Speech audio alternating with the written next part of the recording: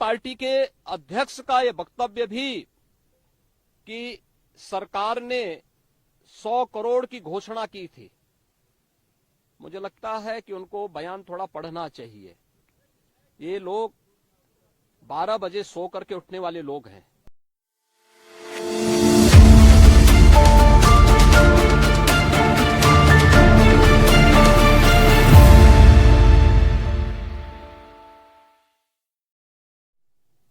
कांग्रेस अध्यक्ष का यह कहना कि प्रयागराज कुंभ में मौनी अमावस्या के दिन हजारों लोग मर गए, हमें अफसोस होता है। एक इतना वरिष्ठ नेता, कांग्रेस देश की जो सबसे पुरानी पार्टी है, उसके अध्यक्ष से अपेक्षा की जाती है कि वो एक मर्यादित बयान देश की संसद में रखें, और इतना गुमराह करने वाला बयान, झूठ पे झूठ। ऐसे ही समाजवादी पार्टी के अध्यक्ष का बयान, एक प्रतिस्पर्धा दोनों दलों में है, कौन कितना सनातन विरोधी वक्तव्य दे सके। ये कहना कि कोई आंकड़े नहीं दिए गए,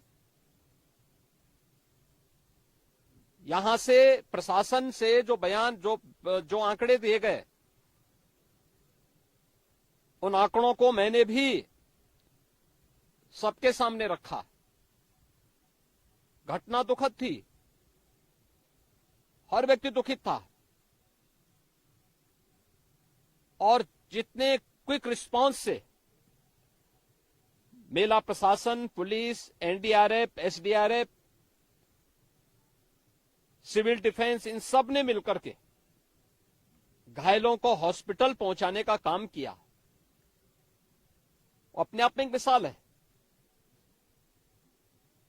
करोड़ों लोग प्रयागराज में उस दिन उपस्थित थे।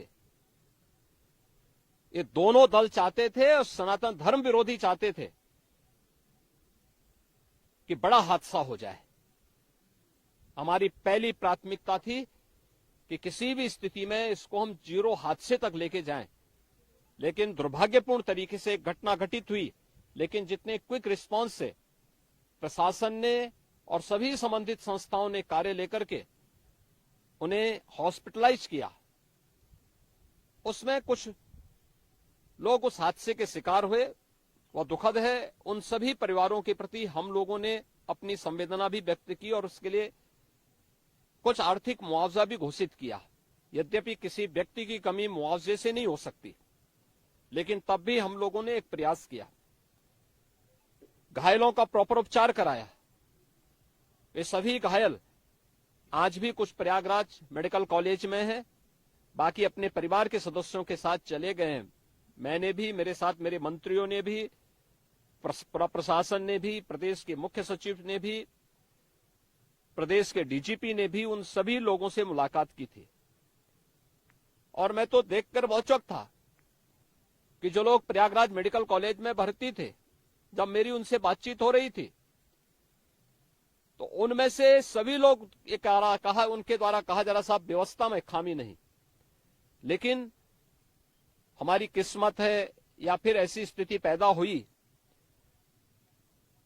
और उनके सभी पहलुओं को लेकर के सरकार भी जांच करा रही है और उसके लिए एक न्यायिक कमीशन भी हमने तत्काल गठित किया। लेकिन हमारी पहली प्राथमिकता थी कि जो ये लगभग 8 से 9 करोड़ लोग प्रयागराज में उपस्थित हैं, इन्हें सुरक्षित उनके घरों के लिए वापस भेजना।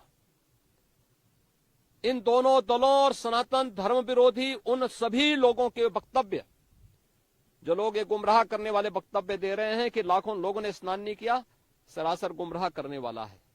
ये वक्तव्य देना कि कोई अमृत स्नान या साय स्नान नहीं हुआ, ये भी गुमराह करने वाला वक्तव्य है और सनातन धर्म की अवमानना ही नहीं, बदनाम करने की साजिश का एक हिस्सा है। कोई परंपरा बाधित नहीं हुई। मौनी अमावस्या का स्नान पहले दिन सायंकाल 7:30 बजे से प्रारंभ हो गया था और अगले दिन पूरे दिन भर देर सायंकाल तक मौनी अमावस्या का मुहूर्त था। स्वाभाविक रूप से अखाड़ों ने हादसे के तत्काल बाद मेला प्राधिकरण के साथ बातचीत करके अपने स्नान को स्थगित किया था कुछ देर के लिए। और फिर जब मेरी उनसे बातचीत हुई दोपहर के बाद, सभी अखाड़े और पूज्य संतजन, आचार्य महामंडलेश्वर, वे इस स्नान का हिस्सा बने और वही परंपरागत तरीके से सभी स्नान भी हुए।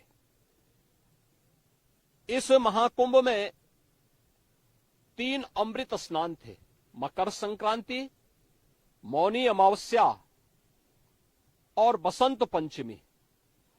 इन तीनों में अमृत स्नान हुए जिसमें सभी अखाड़े भागीदार बने। पौष पूर्णिमा से आयोजन प्रारंभ हुआ। समाजवादी पार्टी के अध्यक्ष का यह वक्तव्य भी कि सरकार ने 100 करोड़ की घोषणा की थी। मुझे लगता है कि उनको बयान थोड़ा पढ़ना चाहिए। ये लोग 12 बजे सो करके उठने वाले लोग हैं।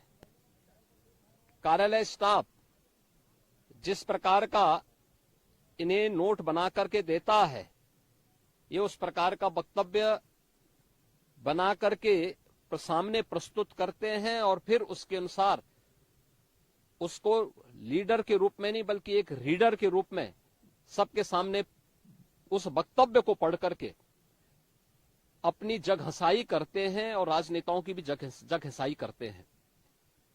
यही स्थिति मैंने बार बार कहा कि महाकुंभ में 40 से 45 करोड़ श्रद्धालु इस पूरे महाकुंभ के आयोजन में भागीदार बनेंगे। और मुझे बताते हुए ये भी प्रसन्नता है कि पिछले 22 दिन के अंदर इस महाकुंभ में 38 करोड़ श्रद्धालु अब तक यहां आ चुके हैं। अगले 22-23 दिन तक यह आयोजन और चलेगा। इन 22 दिनों के अंदर भी श्रद्धालुओं के आने की पूरी वो है। आज भी आप देख रहे होंगे, कल बसंत पंचमी अंतिम अमृत स्नान संपन्न हुआ। माघी पूर्णिमा 12 फरवरी को और महाशिवरात्रि 26 फरवरी को होगा। करोड़ों की संख्या में देश और दुनिया का हर श्रद्धालु आना चाहता है। आज भूटान के महामहिम नरेश ने भी यहां पर अपने देश के तमाम लोगों के साथ में इस आयोजन में वे सहभागी बने। पूरी दुनिया आ रही है, लेकिन इन दलों ने जिन्होंने सनातन धर्म के खिलाफ सफारी लेकर के एक षड्यंत्र करने में लिप्त हैं, इनका षड्यंत्र कामयाब नहीं होगा।